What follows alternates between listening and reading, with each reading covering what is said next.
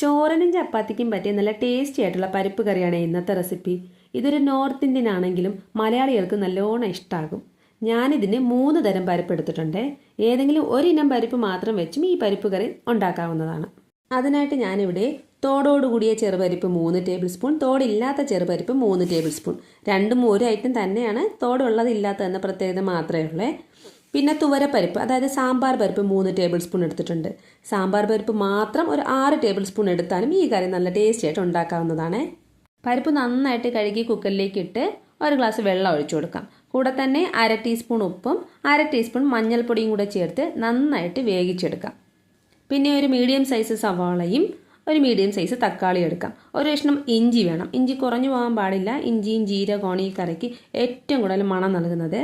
പിന്നെ ഒരു പച്ചമുളക്, ഒരു 4-5 അല്ലി വെളുത്തുള്ളി, ചെറിയ വെളുത്തുള്ളിയാണ്, കുറച്ച് മല്ലിയിലയും വേണം. ഇതെല്ലാം ചെറുതായിട്ടൊന്ന് ചോപ്പ് ചെയ്ത് വെച്ചേക്കണം. പരിപ്പ് കറി ഉണ്ടാക്കേണ്ട പാനിലേക്ക് 2 ടേബിൾ സ്പൂൺ ഓയിലും 1 ടീസ്പൂൺ ജീരകം ചേർത്ത് പൊട്ടിച്ചെടുക്കാം. ജീരകം പൊട്ടി വരുമ്പോൾ 1/2 ടീസ്പൂൺ കടുക് കൂടെ ചേർത്ത് പൊട്ടിച്ചെടുക്കാം. ജീരകം നല്ല ബ്രൗൺ കളറിലേക്ക് ആയാലേ അതിൻ്റെ ശരിക്കുള്ള മണം കറിക്ക് കിട്ടുള്ളേ. അതിലേക്ക് ചോപ്പ് ചെയ്ത് വെച്ചേക്കുന്ന ഇഞ്ചി ചേർത്ത് കൊടുക്കാം. കൂടെ ചെറുതായിട്ട് മുറിച്ച പച്ചമുളകും വെളുത്തുള്ളിയും കൂടി അങ്ങ് ചേർത്ത് കൊടുക്കാം. ഇതൊക്കെ ഒന്ന് നിറം മാറി വരുമ്പോഴത്തേക്ക് ചോപ്പ് ചെയ്ത് വെച്ചിരിക്കുന്ന സവാള കൂടെ ചേർത്ത് കൊടുക്കാവേ. പെട്ടെന്ന് വഴണ്ട് കിട്ടാൻ വേണ്ടിയിട്ട് 1/2 ടീസ്പൂൺ ഉപ്പ് കൂടെ ചേർത്ത് കൊടുക്കാം. പിന്നെ അതിലേക്ക് 1/4 ടീസ്പൂൺ മഞ്ഞൾപ്പൊടി, 1 ടീസ്പൂൺ മല്ലിപ്പൊടി, 3/4 ടീസ്പൂൺ മുളക് പൊടി കൂടെ ചേർത്ത് പച്ചമണം മാറും വരെ ഒന്ന് വഴറ്റിയെടുക്കാം. ശേഷം മുറിച്ച് വെച്ചേക്കുന്ന തക്കാളി കൂടെ ചേർത്ത് കൊടുക്കാവേ. തക്കാളി നന്നായിട്ട് വെന്ത് ഉടഞ്ഞു കിട്ടണം. അതുകൊണ്ട് നന്നായിട്ട് മിക്സ് ചെയ്ത് അടച്ചു വെച്ച് വേവിക്കണം. ലോ ഫ്ലെയിമിൽ വേണം അടച്ചു വെച്ച് വേവിക്കാൻ വേണ്ടി, ഇല്ലെങ്കിൽ കരിഞ്ഞു പോകാൻ സാധ്യതയുണ്ട്. ഇതാ ഇപ്പോൾ നന്നായിട്ട് തക്കാളി വെന്തിട്ടുണ്ട്.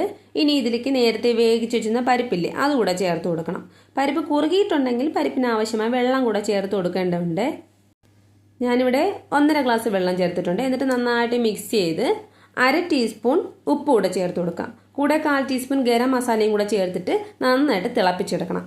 കൂടെ തന്നെ മുറിച്ച് വെച്ചേക്കുന്ന മല്ലിയിലയും ചേർത്ത് പരിപ്പ് കറി മാറ്റി വയ്ക്കാം. കടുക് പൊട്ടിക്കുന്ന പാത്രത്തിലേക്ക് 2 ടേബിൾ സ്പൂൺ നെയ്യ് ചേർത്ത് കൊടുക്കാം. നെയ്യ് ചൂടായി വരുമ്പോൾ 2 നുള്ളു ജീരകം ചേർത്ത് കൊടുക്കാം. ജീരകം പൊട്ടി വരുമ്പോൾ ഫ്ലെയിം ഓഫ് ചെയ്ത ശേഷം 1 നുള്ളു കായം ചേർത്ത് കൊടുക്കാം. പിന്നെ ഒരു 1/4 ടീസ്പൂൺ കാശ്മീരി മുളക് പൊടിയും കൂടെ ചേർത്തിട്ടുണ്ട്. ഈ താളിച്ചെടുത്തതിന് പരിപ്പ് കറിയിലേക്ക് ഒഴിച്ചു കൊടുക്കാം. ഒരു 4-5 മിനിറ്റ് അങ്ങനെ അടച്ചു വെച്ചേക്കുക കേട്ടോ. ശേഷം മാത്രം ഉപയോഗിക്കാവൂ. വളരെ ടേസ്റ്റി ആയിട്ടുള്ള നോർത്ത് ഇന്ത്യൻ സ്റ്റൈലിലെ പരിപ്പ് കറി റെഡി ആയിട്ടുണ്ട്. മലയാളികൾക്ക് നല്ലോണം ഇഷ്ടമാകും. ചോറിനൊപ്പവും ചപ്പാത്തിക്കൊപ്പവും നമുക്കിത് ടേസ്റ്റി ആയിട്ട് കഴിക്കാം. ചപ്പാത്തിക്കൊപ്പം ആണെങ്കിൽ പരിപ്പ് കറിയും കട്ടത്തൈരും സവാള മുറിച്ചതാണ് ഇതിൻ്റെ ഒരു കോമ്പിനേഷൻ. ട്രൈ ചെയ്ത് നോക്കാൻ മറക്കണ്ട. താങ്ക്